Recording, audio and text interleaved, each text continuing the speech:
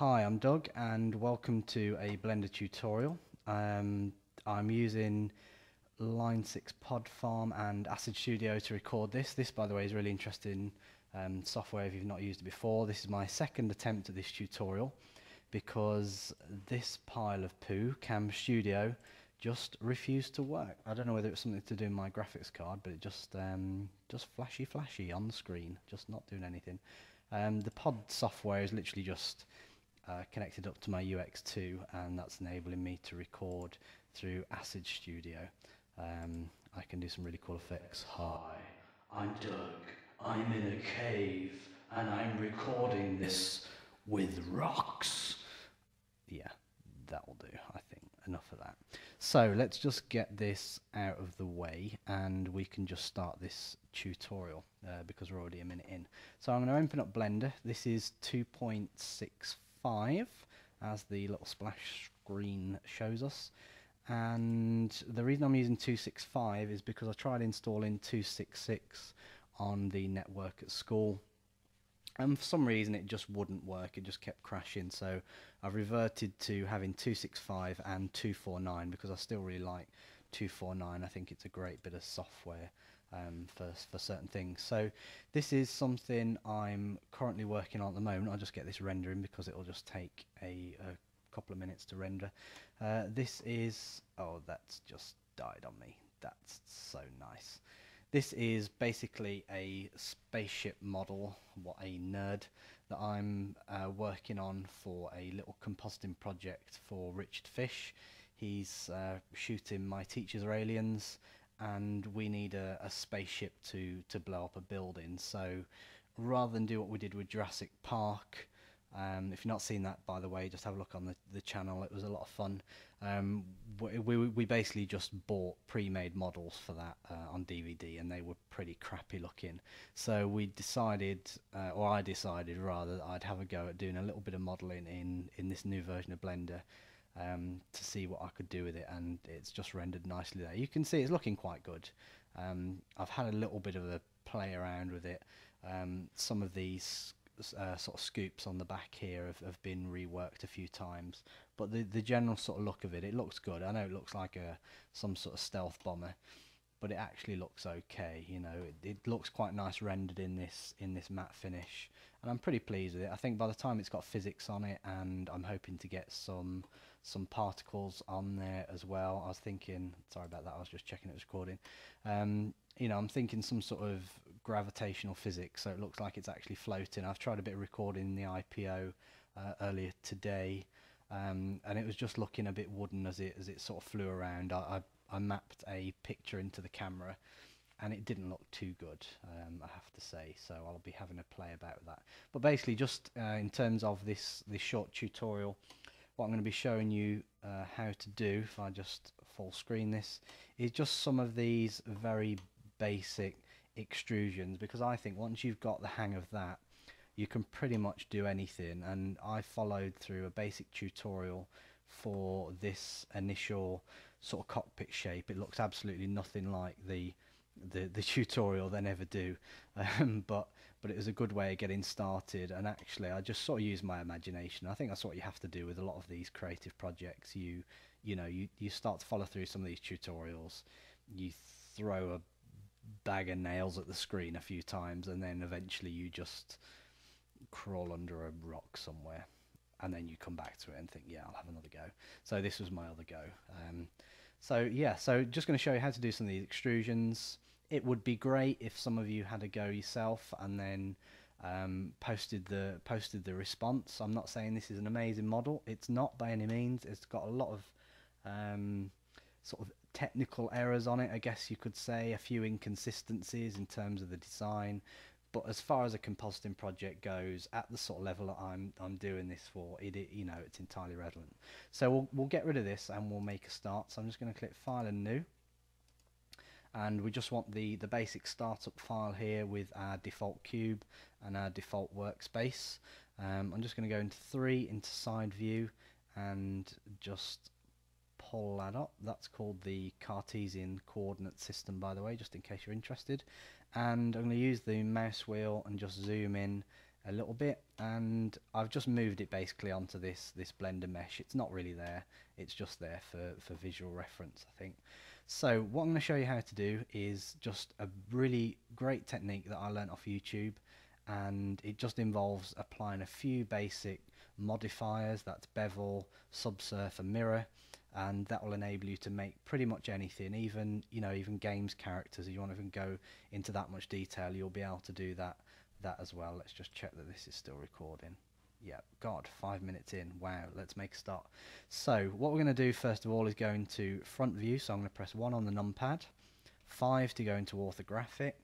I'm just going to zoom in a little bit, and the first thing we need to do is get rid of half of this cube. So we're going to press tab to go into edit mode, the A key to deselect all, and then Control and R to create a subdivision, and then I'm just going to left click twice, and that has made a nice sort of subdivision of that cube. And now we're going to get rid of this side of it. It's important that we do that, so that when we apply the mirror modifier, we're only ever modeling half of the cube.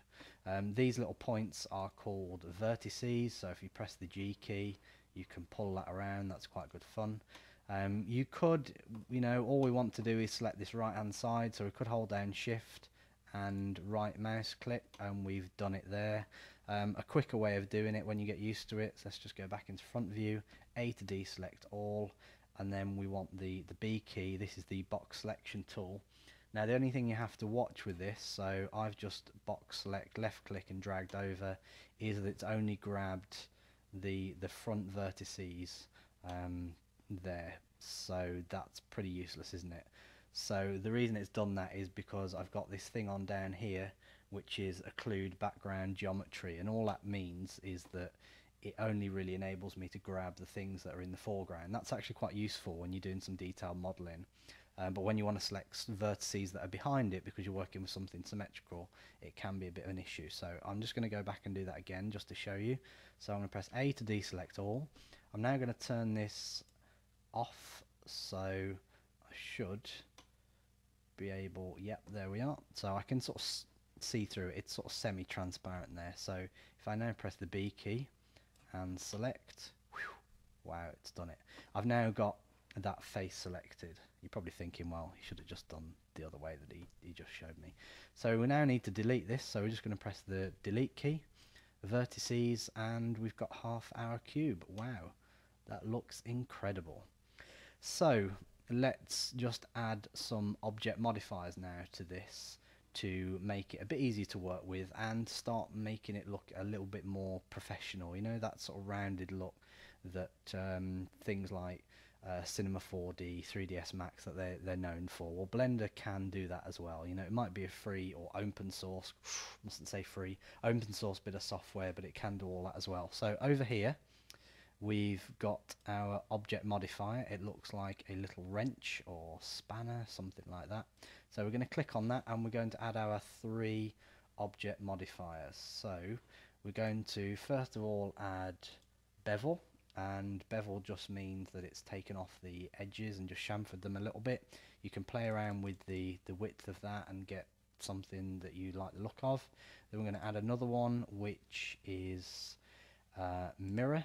So that's now created a duplicate of that side of it. This is brilliant for doing the type of thing that we're going to do today, because it means that we're only ever modeling half of the mesh.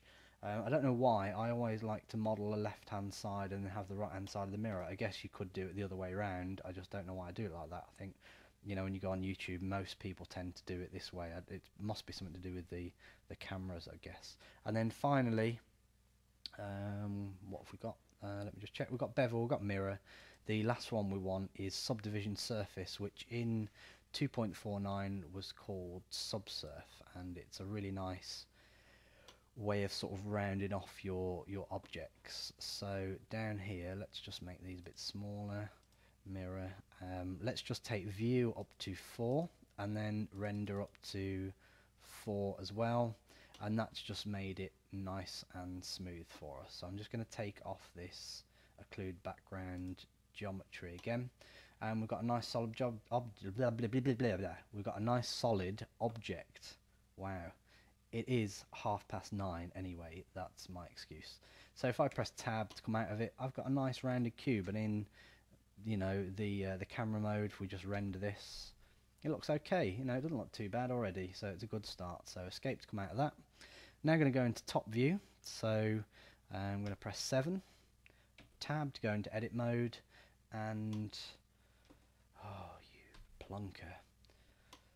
Tab to go into edit mode, and we're just going to add in a couple more subdivisions so that we can start to do some of those geometrical extrusions that we saw on the spaceship. To pan like that, by the way, you just hold down your middle mouse button and the shift key, and to go into full screen mode, which can be quite useful when you're doing detailed work, you just hold down Control and up, and you can see the whole thing like that. The only problem is you can't see all your tools, but in Blender that's not necessarily a bad thing. So I'm going to hit Shift and R. No, I'm not going to hit Shift and R. Why did I just do that? Sorry, tab, back out of it. Control and R, I told you it was late. And I'm going to add in some subdivisions. So it's just done one, you can see that pink lines come up there. I can just move up on the scroll wheel and I get 2, which is what I want. You can just keep adding these, but the problem is that it's just going to get very complicated, and you will lose track very quickly of which vertices and which faces you're actually moving around. So a good way to start is start with as few faces and vertices as possible, and then build up from there. You can always add more in. It just becomes very difficult to start taking them away. So I'm going to left click twice just to fix those in place, and I'm going to do the same again. So that's Control and R, and then that's it, left click again twice, A key to deselect all. And I think what we'll do is we'll just do a little bit of extrusion using this side face here. So at the moment we're in this mode down here. Hopefully that's going to show up as I hover over it. That's called vertex select. So I can select the vertices, and I'll just press down the G key, and I can pull those around as I showed you earlier.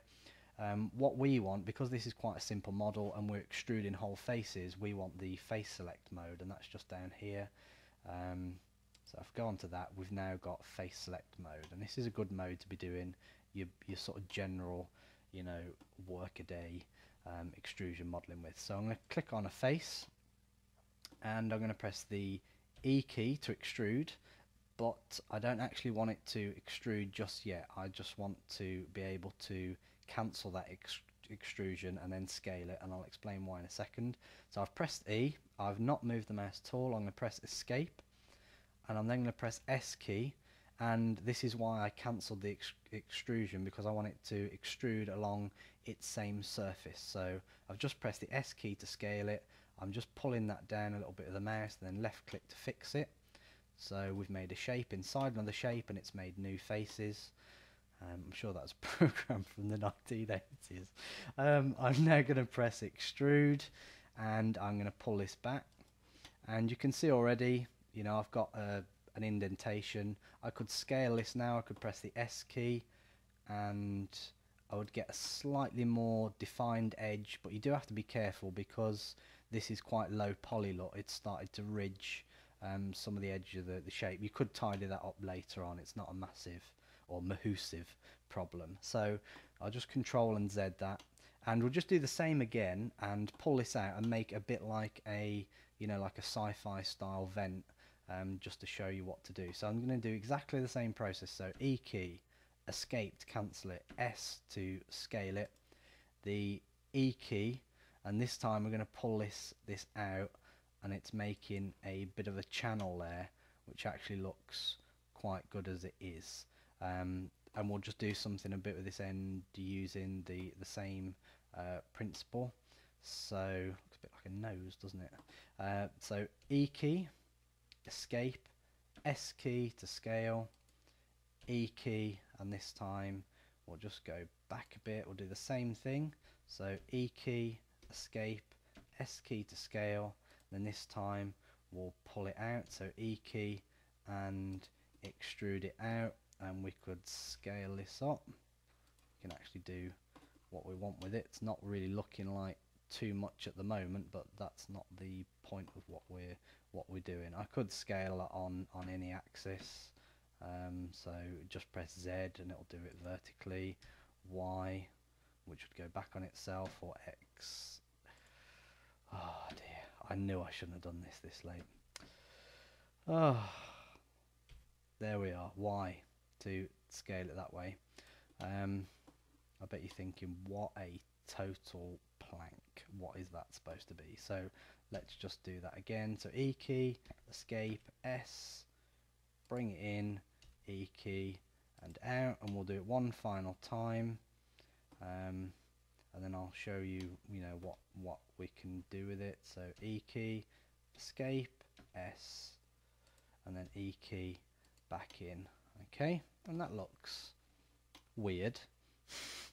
But it looks okay. You can see that from that very simple principle, I've made quite a few different shapes, and in terms of modeling something, that is actually a really good way to go, because you could then, join these up and start to, if you're doing some sort of sci-fi project, or you're doing a character, these could easily be arms on some sort of character, and you could rig these with armatures, and there's a whole lot of creativity there. So if we just do the same thing with a face, you'll get an idea of how to create those sorts of extrusions, but going into the object. So E key, escape, S key to scale, E key to go back in, and yeah, I mean, you can see the basic principle there. I mean, this would be really good. I'm just trying to think of other subjects where you might use this. This would be great for something like product design, where you've sketched out, I don't know, an iPod dock or some sort of product that you're going to make. I don't know what on earth this product would be. Some sort of hammer, I don't know, some sort of sci-fi hammer that you could throw at the screen when Blender is annoying you. But you can see that it's got a lot of potential, and so yeah, there's loads you could do. So if we go back, if you just have one final look. No, let me do this with Pod Farm. Take one final look at this beautiful model. Yeah, okay, that's enough. So let's just go Control and up, and you can see already what's that been. It's probably been about 2 hours, hasn't it? Wow, 17 minutes 59 seconds of my voice. That's incredible.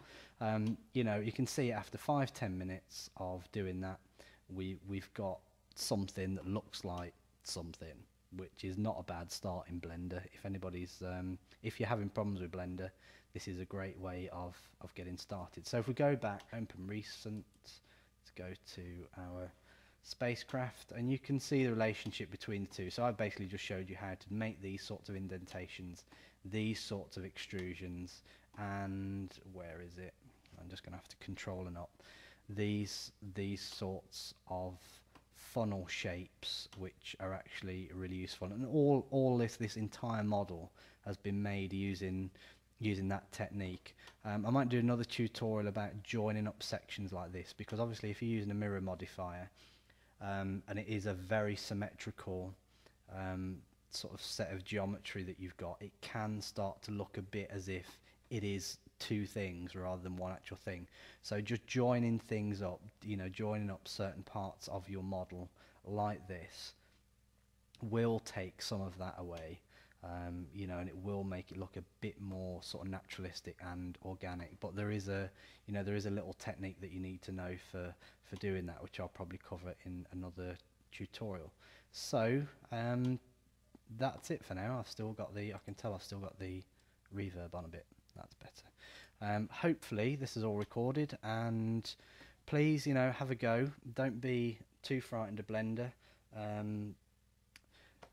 Leave a comment if you'd like to see a tutorial about something else. It's a great way of me learning the software as well. And please have a go with this. Have a bit of fun with it, and perhaps put together your own. If you know how to do a really simple IPO animation, you could just do a camera flying around your object and post that as a video response. So that's it. See ya. Bye.